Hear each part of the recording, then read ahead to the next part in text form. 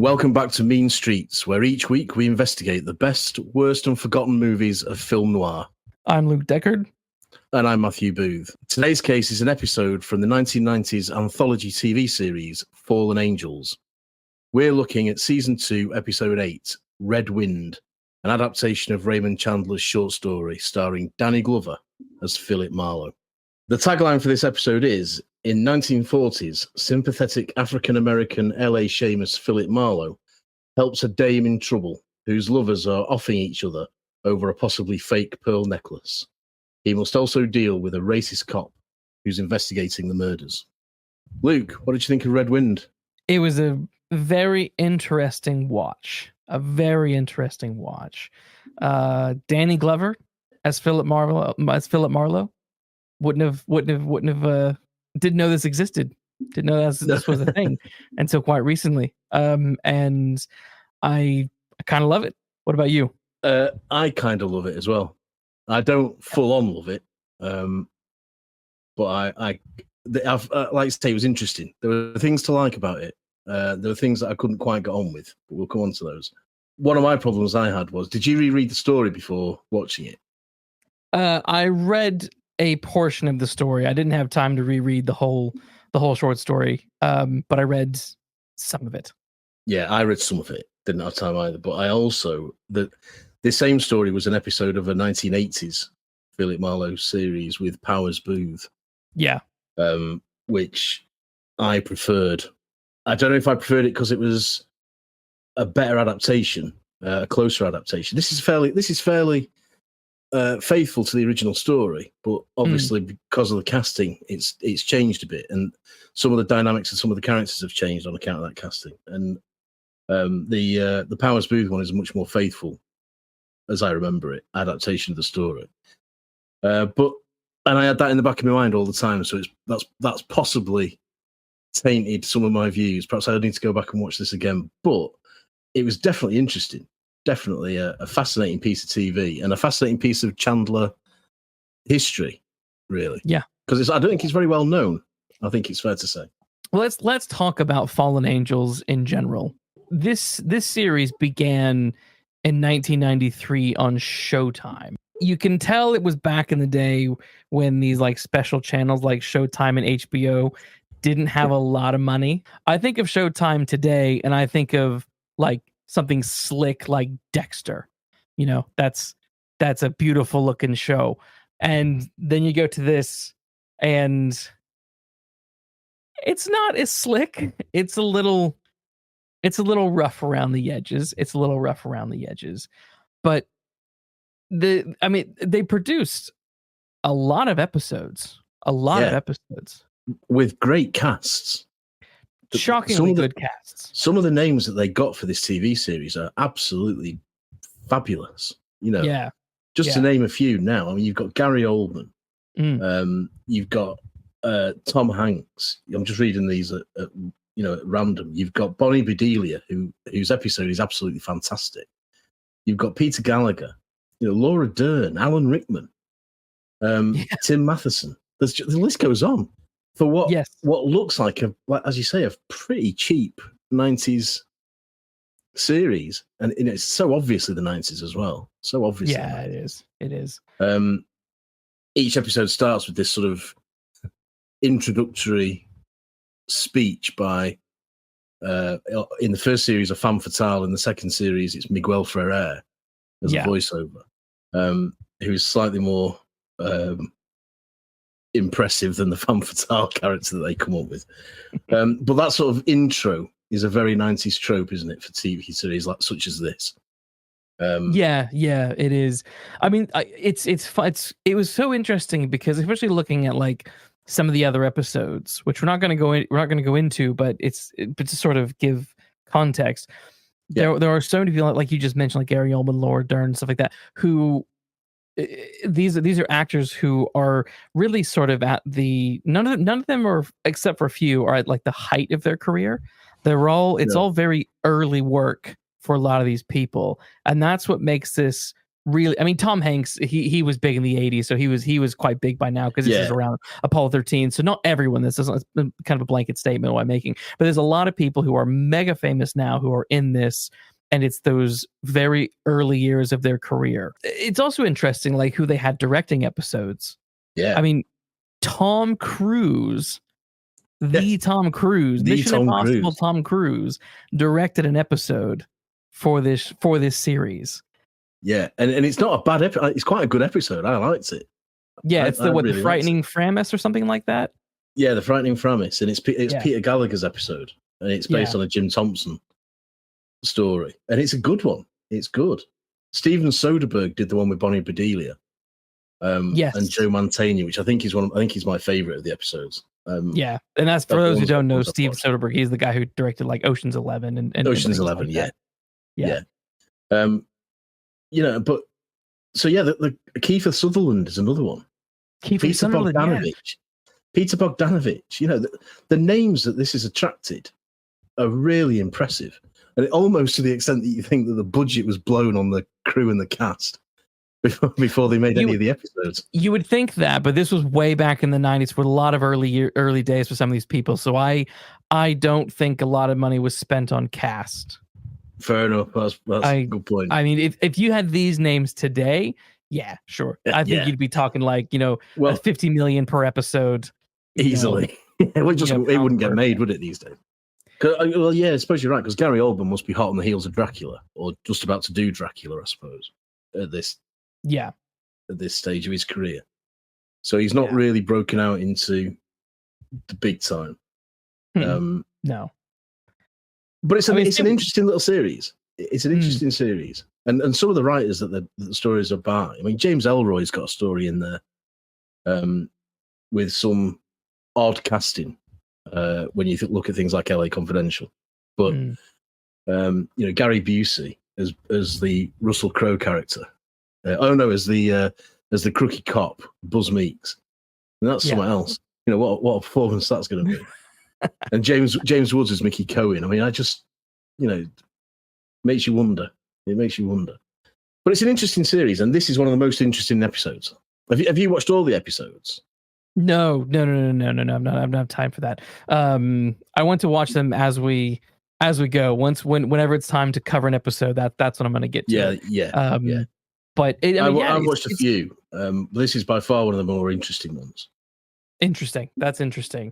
I mean, so it's a fun series because it's just 100% dedicated to film noir. It's 100% noir and adapting people like Raymond Chandler, Dashiell Hammett, Jen Thompson, loads of other people. And something I loved about it is this is what I quite like about the 90s, and that I feel like we're missing today is there was still shameless attempts to produce proper film noir media, whether that's TV shows or movies. I mean, we've covered a number of 90s movies like Last Seduction and LA Confidential. They're shamelessly hard-boiled. And the fact that this whole series exists of nothing but hard-boiled stories with incredible talent behind it is, I wish something like this could exist today. So do I, yeah. This would be a great little Netflix series, or I use that as shorthand for streaming series. Yeah. With a different story each week and a different cast each week. It's a very old-fashioned idea. It's Alfred Hitchcock Presents. It's Tales of the Unexpected, but purely for noir. You're right. It would be really good if something like this that was well produced. And of the stories I've read that they've adapted for this series, and that's not all of them by any means, but of the ones that they've done that I have read, they are faithful adaptations as far as TV adaptations ever are. Yes. So and it'd be a good introduction, I think, for other people who aren't necessarily noir fans into this subgenre of film. I think it'd be a nice little way of getting people into it, and into the works of Jim Thompson and Chandler and Hammett if they're not already aware of those.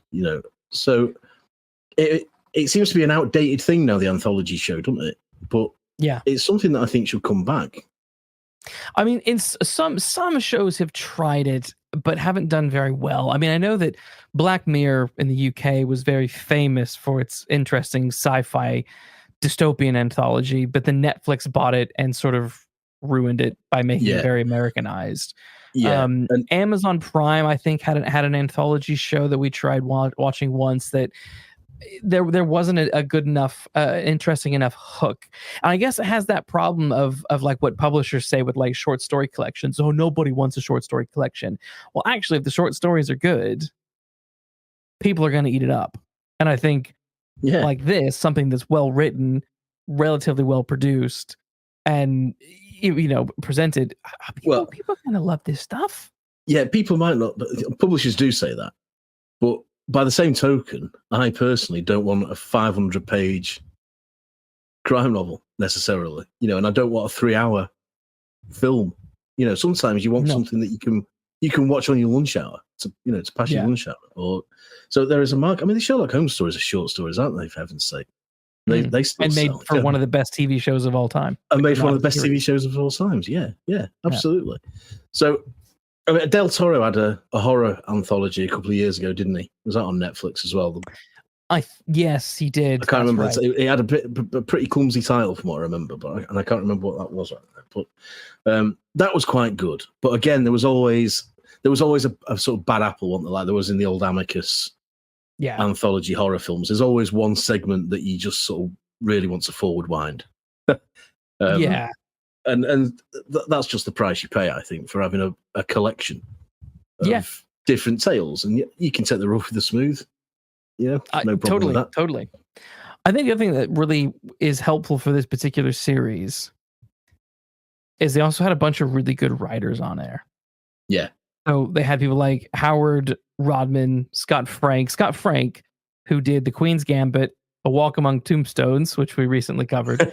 And the Monsieur Spade show that came out earlier in 2024, where Sam Spade is in Paris in the 1960s, which we have not seen, but I'm very keen to see that. I'm keen to see that. I haven't seen that yet. Oh, and also Donald Westlake. So they brought in really good writers to do these episodes. I think that's what made it partly what made added to my enjoyment of Red Wind is I was impressed by how Marlowe it felt. Mm-hmm. And by that, I mean, rather how Chandler it felt without feeling hammy or pastiche. And I mean, I've heard other Marlowe adaptations that are really good, like the old radio dramas that maybe one day we'll cover. But this was by far, in terms of voice and the character dialogue and back and forth, this is one of the best or better Marlowe adaptations, I think.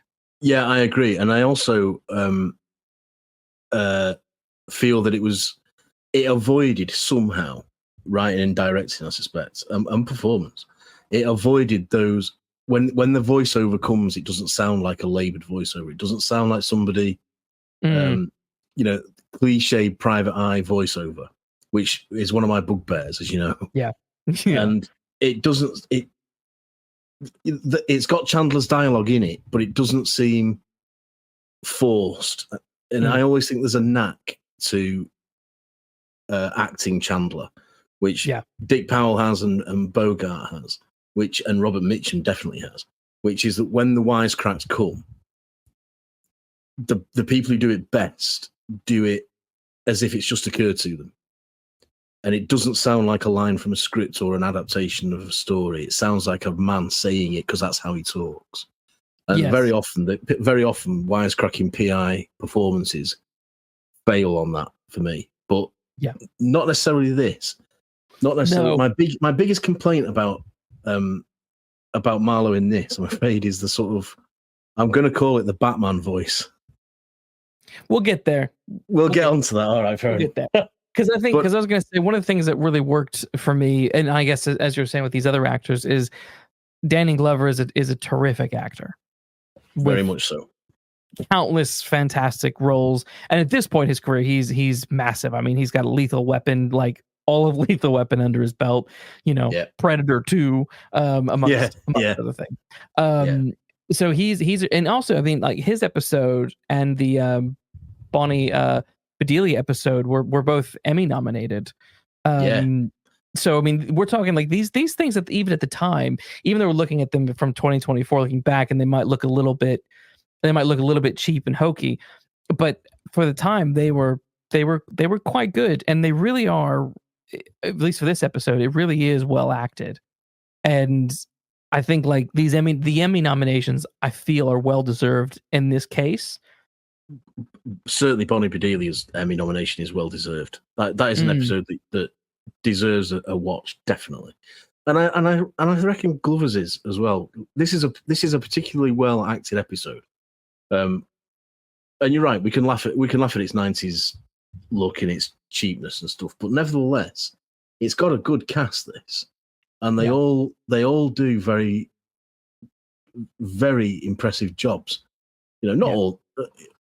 There are some, I suppose, that by there's always some comparison are a bit wooden, a bit over the top. Al, I think, is a bit over the top. The drunk at the beginning, but for every one of those, there's somebody who tones it down. I mean, one of my favorite performances is Miguel Sandoval as one of the cops, the Mexican cop, who is absolutely outstanding in this.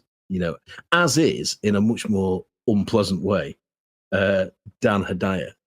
Yeah, Dan Hedaya. Yeah, who plays? I recognize him. I was like, he plays an absolute nightmare of a man. He does, but I was like, I recognize him, and I was like, what do I recognize him from? And then it struck me, he plays Carla's ex-husband in Cheers, who she's like always in love with, and he's kind of the same guy. He's an absolute piece of shit. Yeah, he's a sleaze, a total sleaze. So it's like, it's the guy from Cheers. Yeah, and too often in sort of Chandler adaptations, when the cops rough up Marlowe, it just seems as if they're doing. And in some of Chandler's stories, this is true, in my opinion, as if it's just got to happen. It's just something that's got to take place. Whereas in this, the way that Hedaya and Glover do it, it feels organic to me. There's a great shot where he smacks Marlowe in the mouth. This cop smacks Marlowe in the mouth, and you just see his bloodied cigarette end fall to the floor. Yeah, and that is beautiful. And then what Marlowe does, which is pure Marlowe, he picks it up and just puts it back in his mouth. Yeah, no, that was terrific. That is a genuinely nice touch. Yeah.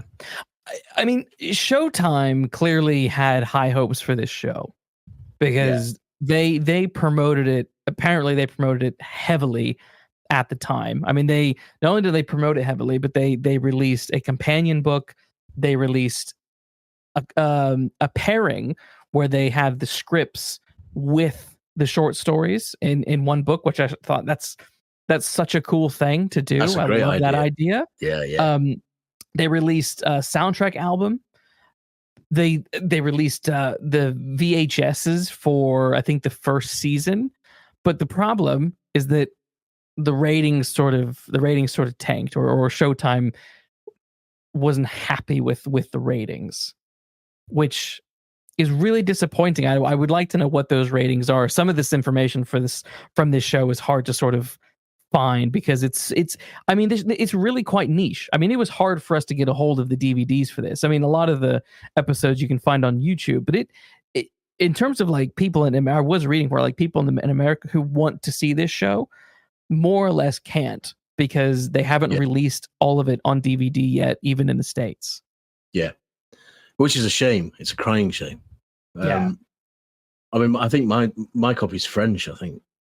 Yeah, mine is too. Apparently they released it in Europe on DVD in 2003, and we're the only place where they put all the seasons in one package. They haven't done that in the States yet, which is it's a real shame, and I would urge them to do it because I think it deserves discovering. The whole series, not just this episode, the whole series deserves discovering.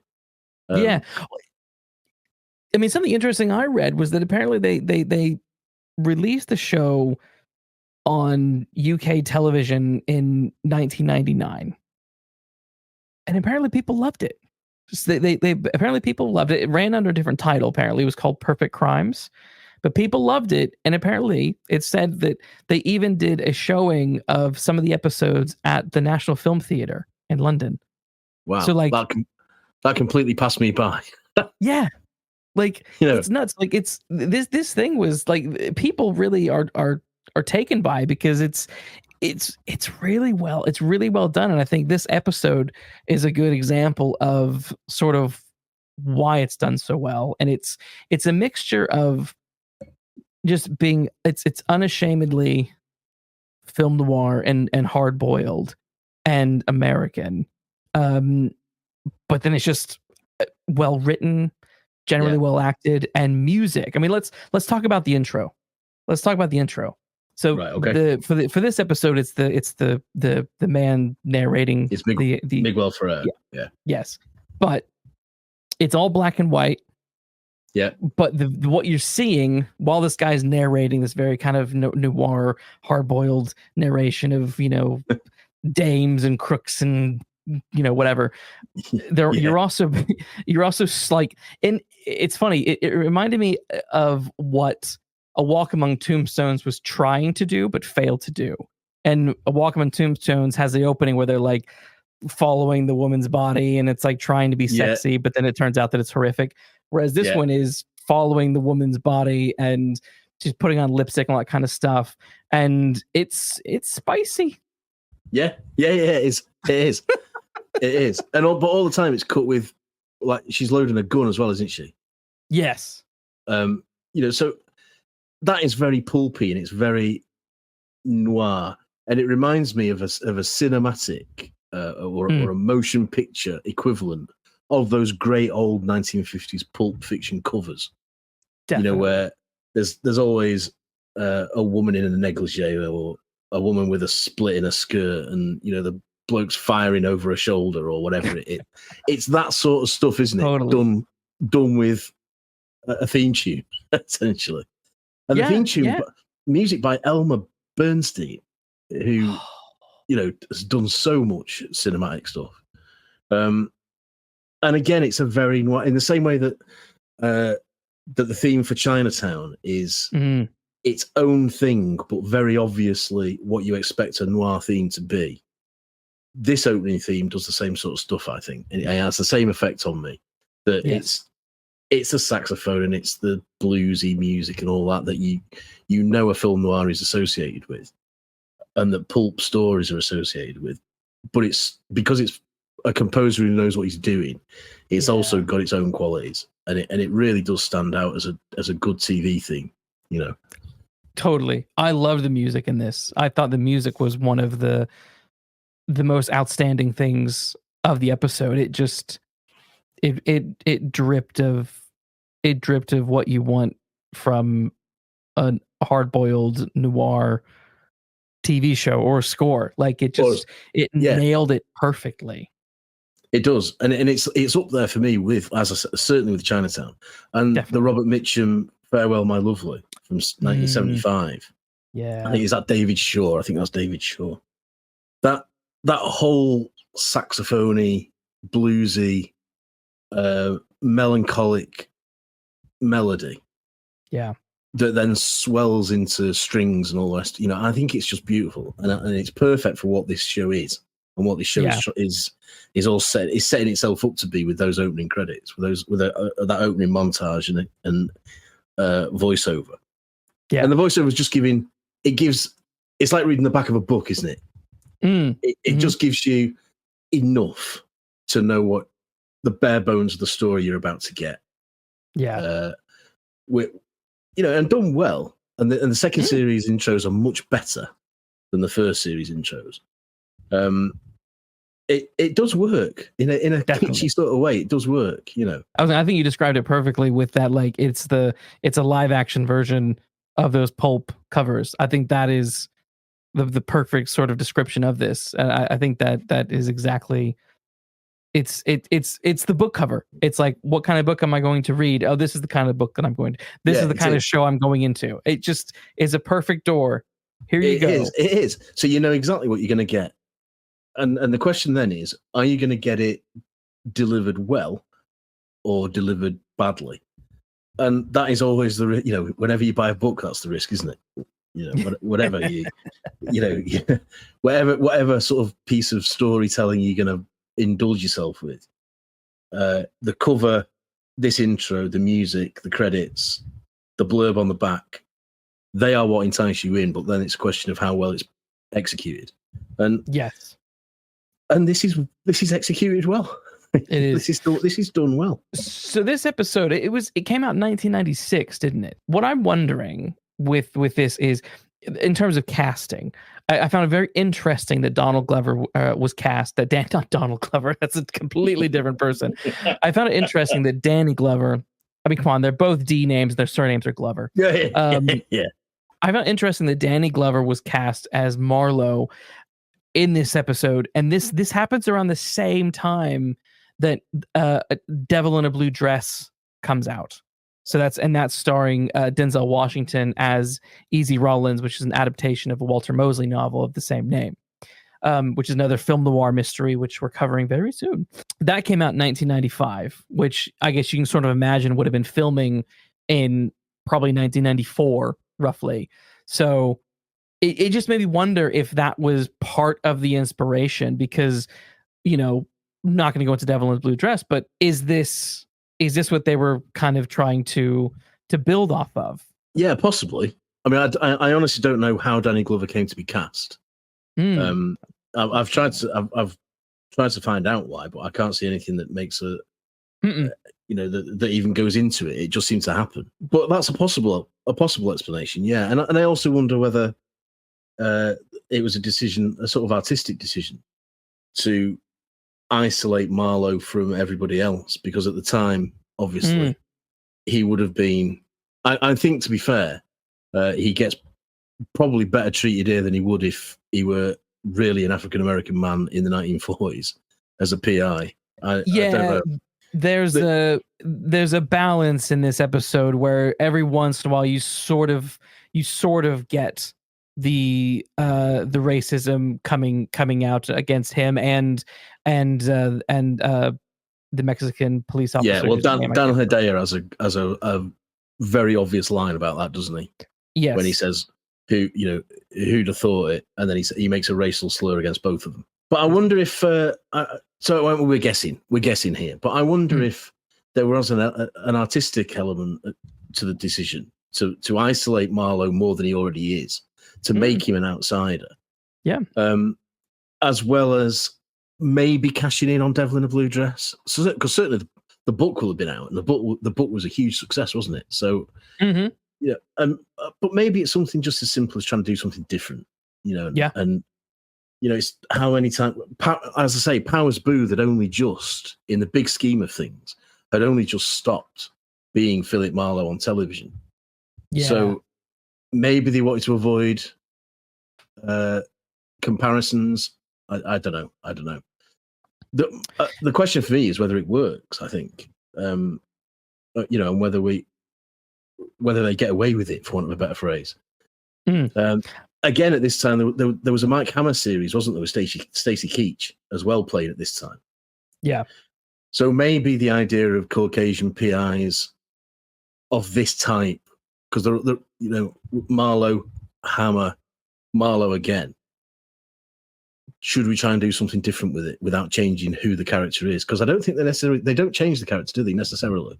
No, he's still there's very little difference in the way he's portrayed. And I guess thinking about other, you back to your comment about like what other TV shows are happening at the time, shows that are still popular in people's minds would be shows like Magnum PI and also Spencer for Hire. Yeah, so I think you're right. I think you might be onto something there. At the time, there would have been a plethora of basically white private eyes on television. PIs. Yeah. And I mean, what better way to sort of throw something interesting into a Marlowe adaptation than by doing something like this and giving the role to a fantastic actor. Well, he's a great actor. First and foremost, he's a great actor, isn't he? Yeah. And the novels are famously, and the short stories are famously first person. So you don't really get a description of Marlowe, do you? No. Marlowe is he's a blank canvas, isn't he, really? In terms of appearance. It's his attitude and it's his politics to a certain extent, and his empathy, his toughness, his, all those things that the good private eye hero is that matter. What he looks like doesn't really matter, does it? No, there are certain characters. There are certain characters that I'm very much in favor of, and more than happy to see adapted and replaced with different nationalities, because I think that can make it really fun. And Marlowe I think is one. He's not necessarily someone who I think can time jump in the way Sherlock Holmes has done in the past. No.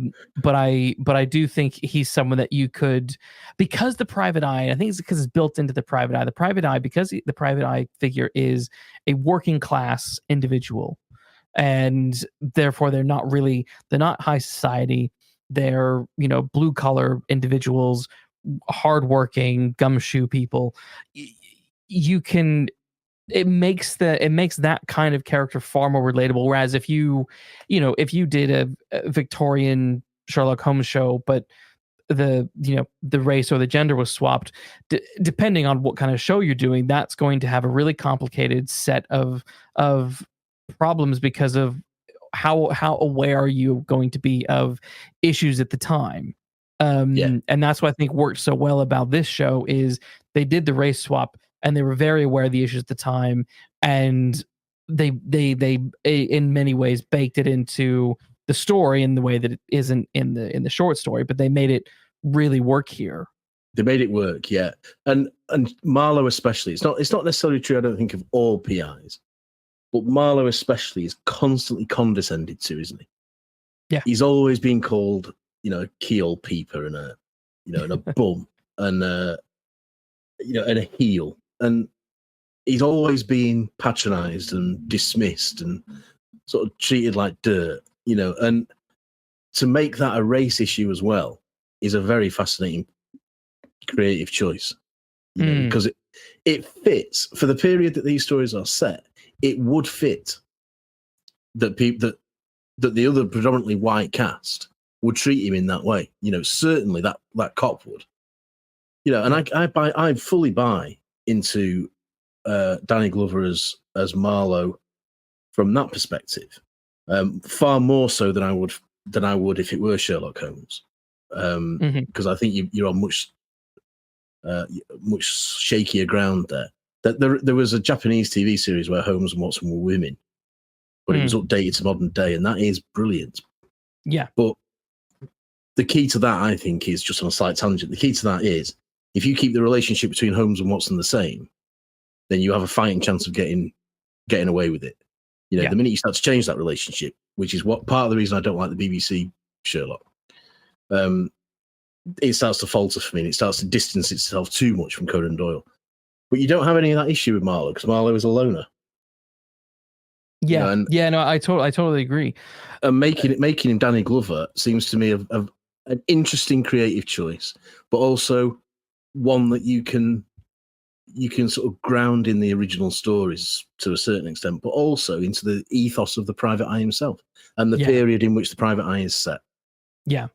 Now, the one thing that you mentioned earlier was the Batman voice, and yes. I noticed it too. I didn't connect it to Batman, but I did notice he has the voice he puts on is wheezy.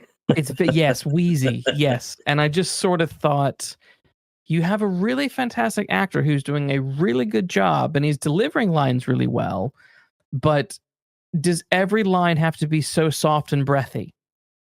Yeah, absolutely. I agree. I found it really distracting. Yeah.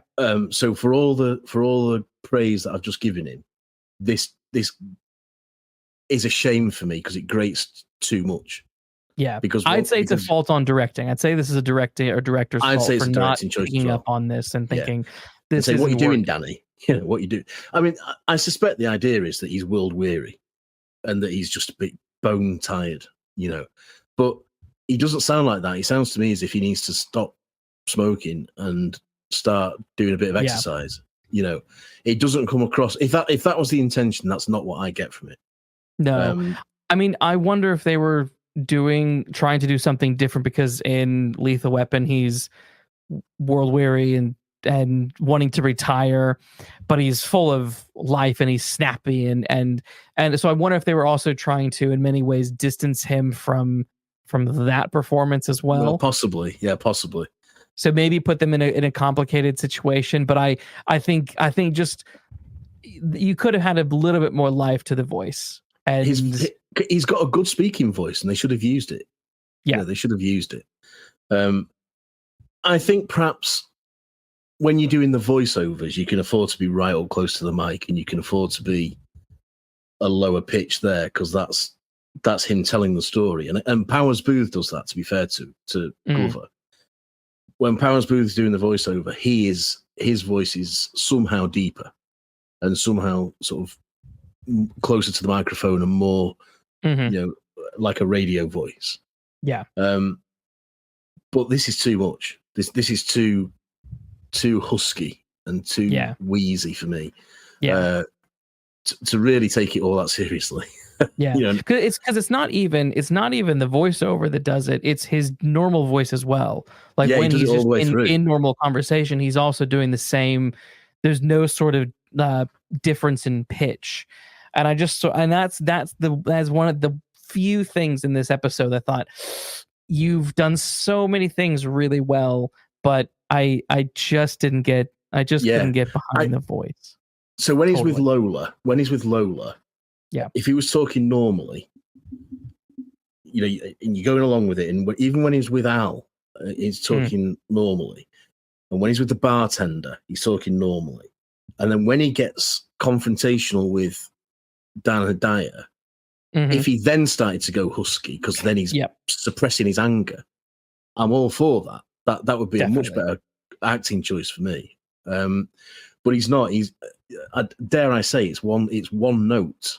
The voice is a one note vocal performance because it never changes all the way through the episode, and it's a real shame because in all other respects, I think he's a great Marlowe. Yes.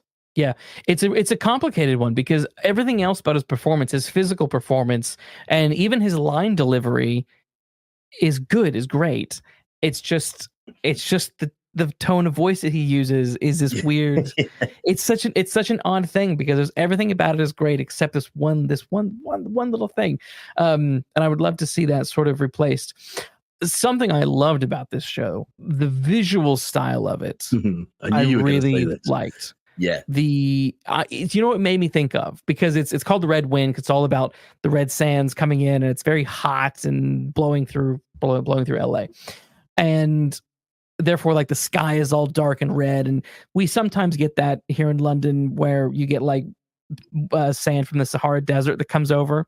And like a couple of years, well, about 5 or 6 years ago, maybe closer to 10 years ago now, all of London looked orange like Blade Runner 2049. And it was really cool. And I sort of wondered, because this is very red and bloody, it reminded me of the Batman, and it made me wonder if there was any sort of connection. Did anyone involved in that film see this and think that's a really cool visual? That's a really cool tone. Let's it's very noir. Let's throw that in with the Batman. But I love those scenes of him walking up and down the street and around the streets and just that blood red sky. That opening scene in the bar when he says I could either go back to the office or go back to my apartment or go for a drink, and of course he makes the wrong decision and goes for a drink. Marlowe all over. And then he goes into that bar, and that's all shot through sort of red filters, isn't it? As well, there's a almost an oppressive redness about this. Yes, and which is of course the whole point of the story is called Red Wind for a reason.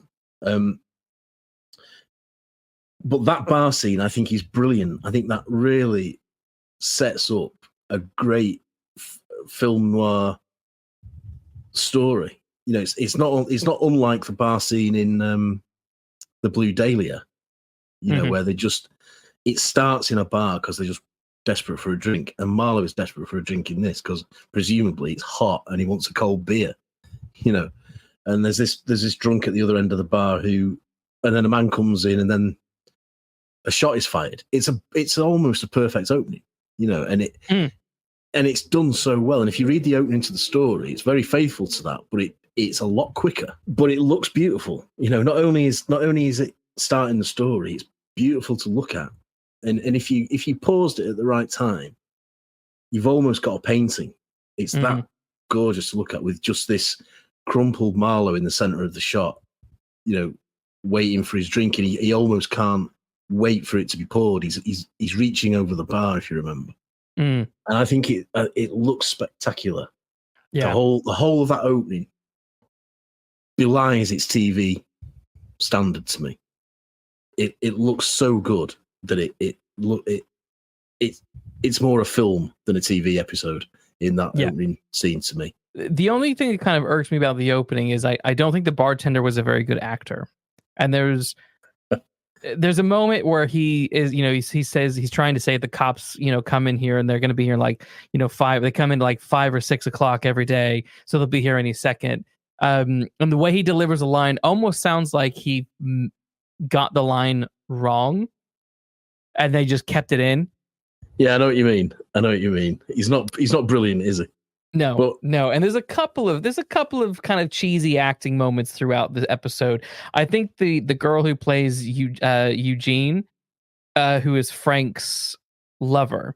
So the whole plot is about this girl Lola who's you know, who's being blackmailed, and she wants to get a pearl necklace back, and the pearl necklace might be fake. And her husband Frank has a girlfriend on the side, and she had a boyfriend on the side, and they both knew it, but they didn't care. But there's that first scene when Marlowe goes to her house, Eugene's house, where she knows that Frank is. There's a moment where she does this like shocked expression, and I just thought, is that the best you can do? Like it looked kind of goofy, looked kind of cheesy. So there were moments where I just thought, this is maybe going. It's just a little bit. Is it being intentionally pulpy, or is it bad acting at times? And I think sometimes it's just a little bit of rough acting. I think the answer to that is it's a bit of both. I think sometimes it is genuinely just trying to be pulpy, and sometimes it is drama school acting. And the problem is that the rest of because the main players in the cast are so good. When there's a bum note, it really does stand out, doesn't it? Yeah, like the gunman. The gunman, every time he turns up, you're like, oh god. Yeah, he's stop it. Yeah, he's an amateur dramatics performer as far as I'm concerned. He's too. You know, he doesn't convince me that he's drunk for a start, and he doesn't convince me that he's on the edge. He just seems out like totally comic. You know, my favorite scene with him is when Day kicks him in the face. Yes, to be quite honest, and shuts him up. You know, because he's about to get up, isn't he? Because Marlowe's giving him a kicking with a chess piece, and then he's about to get up, and the cop just kicks him in the face and puts him back down again. And I thought, thank God for that. You know, he is bad. He is bad. This is not a perfect TV episode. No, it's one of those. When it's good, it really is good. But when it's bad, it's sadly really is bad. At times there were things that felt very made for TV movie-esque about it, and I think that's kind of what makes it not be able to measure up to something that's like incredible, but it's just something that's interesting and good at times with flashes of greatness. Because like one example is there's that shot where Marlowe goes back to his apartment and he does this weird sort of somersault through the door. Yeah, that's really bad. And I thought it almost looks like Danny Glover just like tripped and rolled. Yeah, I had to rewind it because is he just fallen over? Is he fallen through? Yeah, he's meant to do this sort of like really impressive, heroic roll and then come up with his gun in his hand, and he just looks as if he's. It was bad. Like, he was leaning against the door and somebody opened it when he wasn't expecting it. It's bad. That was the show not understanding its limitations, and boy, and I think that's probably it. The show at times didn't know its limitations. I think that's probably true. True. And it would have been really stands out. Yeah, and it would have been so much more effective. He's going into his own apartment, we should make clear. And the cops are in there because they didn't need a warrant in those days.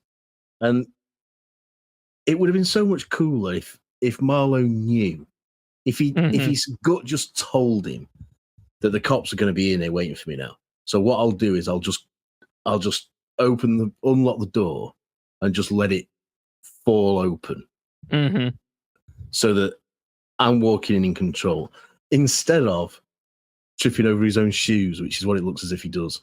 Yeah, it's very bad. Narratively, one of the things that stood out to me was the romance between Marlowe and Lola. I didn't quite buy it. It felt very rushed and fake. And I gotta be honest, the kissing scene, that's gotta be one of the most awkward on-screen kisses ever. Yeah. Yes. And I did find myself when he starts to strip at the beach to go swimming with her, saying, "You're not doing this, are you, Danny? You're not going to do this, please. Don't do it. Oh, you're doing it. Oh, you are doing it." And like all Loathers, I think back to The Long Goodbye with Elliot Gould, where he runs into the sea in his clothes because there's no way his Marlowe's going to strip. And I just thought, this is it's a bum note. It's a flat when it should be a natural, and it's not worked. It's not working. Yeah. And thank God the cops turn up. Yeah. Well, I mean, like, if their romance felt a little bit more authentic, I might have bought it. But the problem is Lola is so caught up on her dead lover, that it's like, she's not into you, Marlowe. And we know she's not into you. And we know you're not really into her. But you could just see like a studio note being like, well, you have to have a romance in every episode.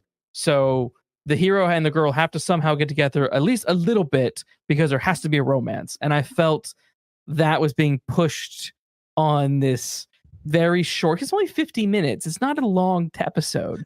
So it's like, you got to either make it spicy straight away and make me believe it, or you just need to not have it at all. And I think not having it would have been the better option. I agree. Because again, it's a cliche, isn't it? That the private eye and the femme fatale have to have a thing. Yes. And I don't see anything wrong in them not having a thing, quite frankly. If it's not, if it's not right for the characters, why would they? It sells them both short if it's not what the characters would do.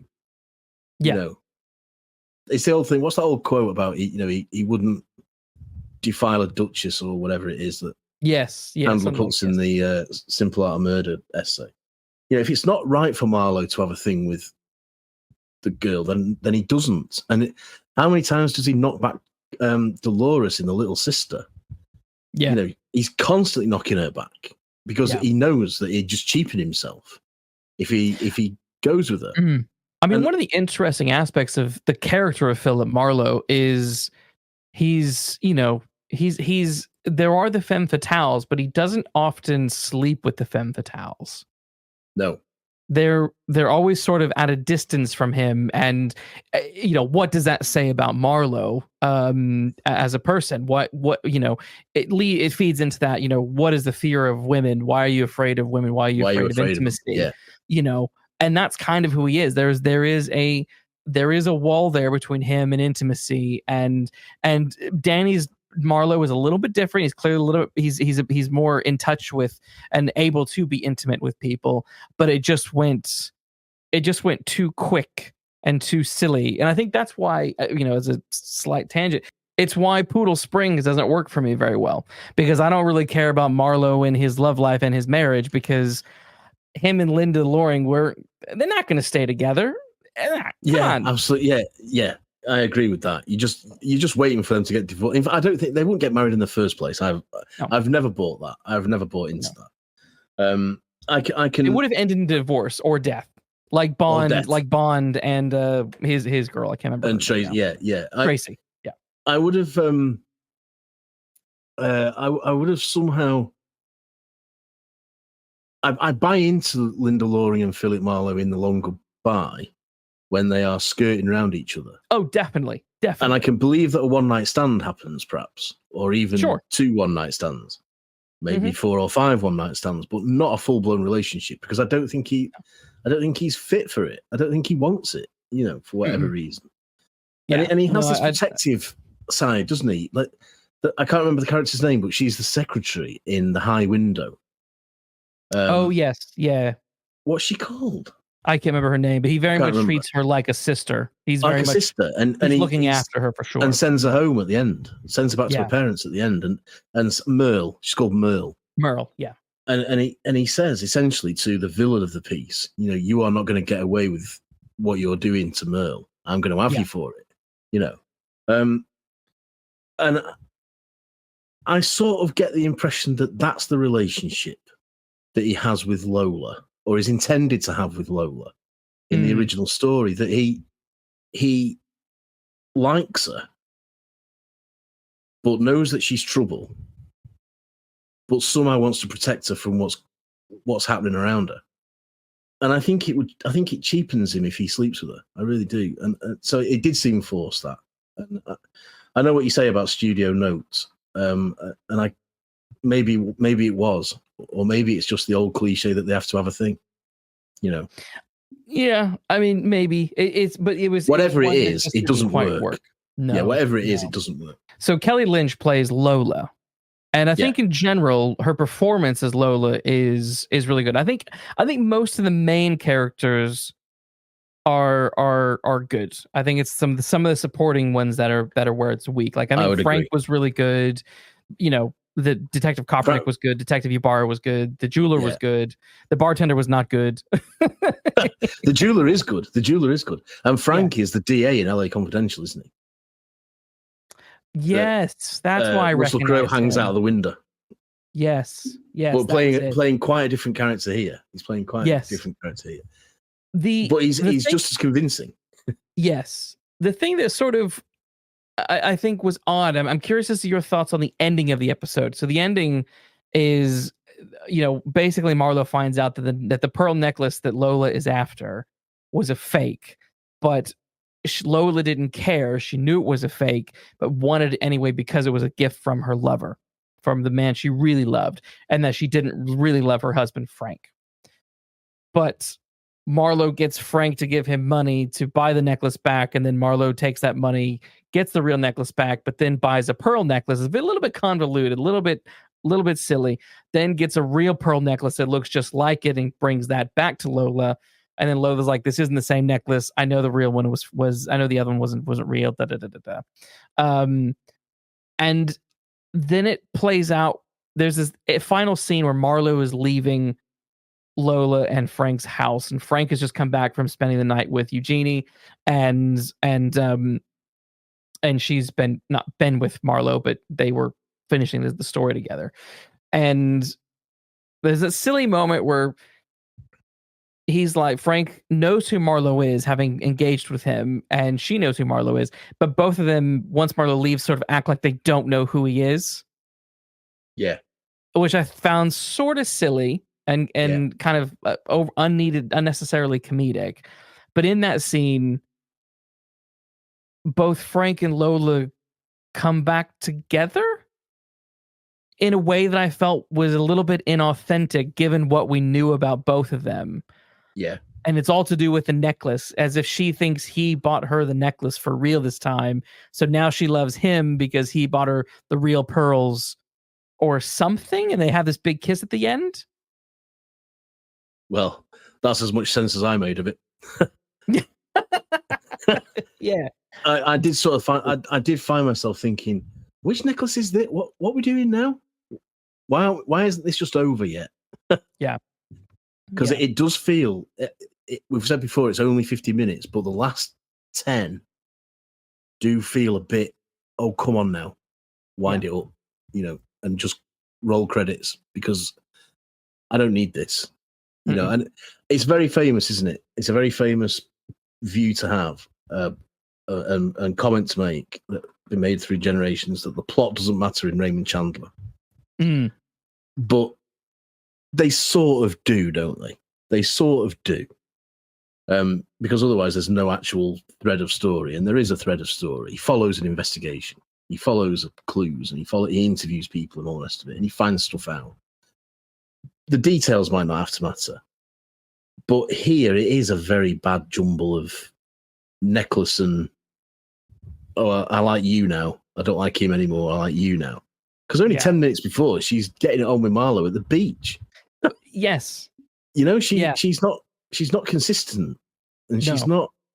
But neither Frank, because neither's Frank. Yeah, in love with Eugenie, but then suddenly he's back to being in love with his wife, and you're like, wait, what? Because she says this line at the end. The romance is. We think the romance is dead, but then when they're talking about the pearls, she says, and I quote, "The man I love bought them for me," and then they kiss. So you love him now. It's convoluted, and it's a little bit of a. Again, it's one of those like, was this a studio note where you have to end on a romantic beat? Because I haven't finished the short story, and I can't remember off the top of my head.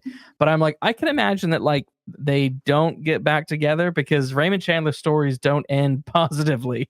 They don't end positively. No. I wonder whether it's this. I wonder whether they studio note is perhaps the key phrase here. Whether somebody thought that at the end we have to have Marlowe going back to his lonely life, and he has to be on his own, and we have to feel sorry for him because he's lost the love interest in this film story.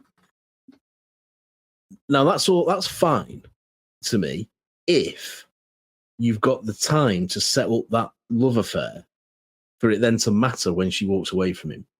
And you haven't in 50 minutes.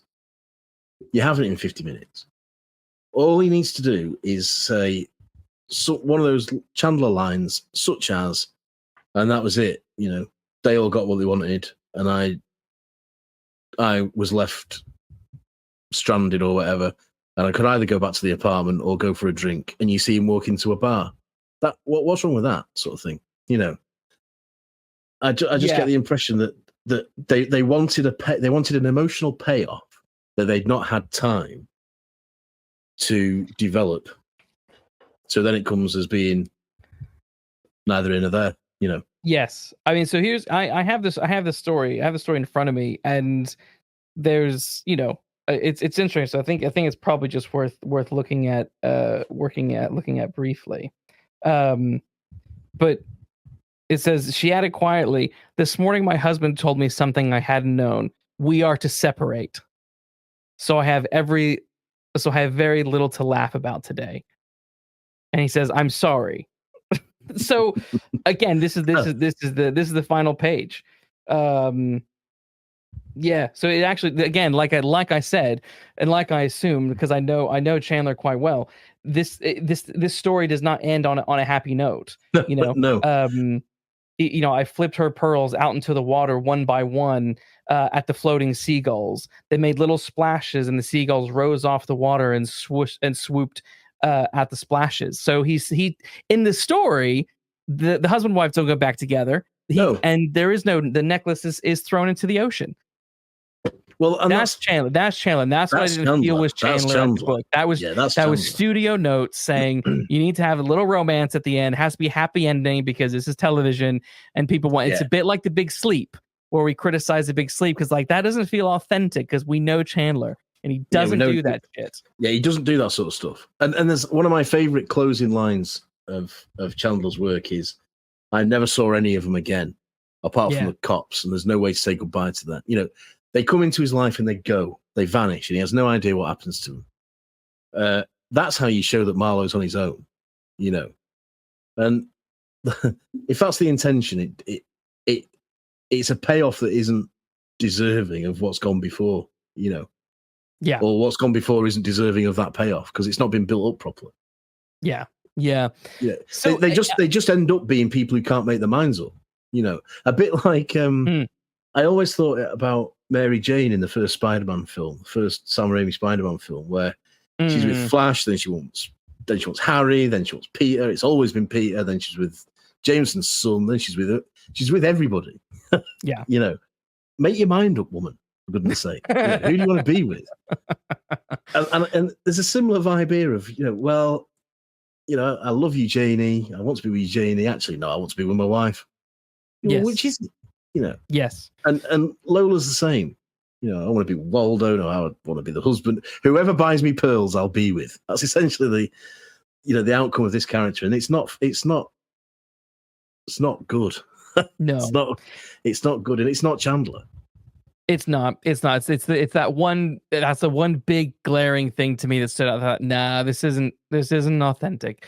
But I think, I guess overall, it's still a relatively solid piece of Marlowe adapting, because in general, I found the investigation fun. In general, I found myself kind of swept up and liking what was happening and liking the back and forths. It's just there's just these couple little blips along the way that do sort of pull you out, whether it's a little bit of bad acting or if it's a little bit of narrative not making a lot of sense. Yeah, I agree with that. It's almost as if this is the sort of final rehearsal before they actually started shooting. And it just needed tightening up. It needed one more script edit and a bit more coaching for some of the supporting cast. And it could have been really, really good. It could have been one of the I won't say one of the best, but certainly one of the better Marlowe adaptations that we've got for the screen. It just needs the potential. Yeah. A bit of polish. It just needs a bit of polish. Shall we rate this puppy? Yeah, shall we? Now, I find this very difficult, Luke, I'm going to tell you. This is difficult because we're obviously we're rating an episode out of a series, so we're not rating the whole series. We're just rating the Red Wind, which is a single episode in season 3 or 2 or whatever. So as we say, we rate everything out of 5 Falcons, 1 being the worst, 5 being the best. So Matt, do you want to go first? How many Falcons would you give the Red Wind? Given all the praise we front loaded this episode with, and then all the negativity we ended it with. Well, I've got to knock something off for the voice, because it grates on me, and for the wooden supporting actors when they display woodenness, and for the ending for the reasons we talked about, that it just becomes a bit too messy and illogical. So I'm going to say 3.5, because I think what I find at fault with it could have been easily addressed and rectified before it was finally greenlit. Quite honest, I think that's fair enough. I land somewhere around that. I'm torn between 3 and 3.5, but I'll be generous and give it 3.5. It's like you said, those certain things knock it down a bit. It can't quite reach a 4.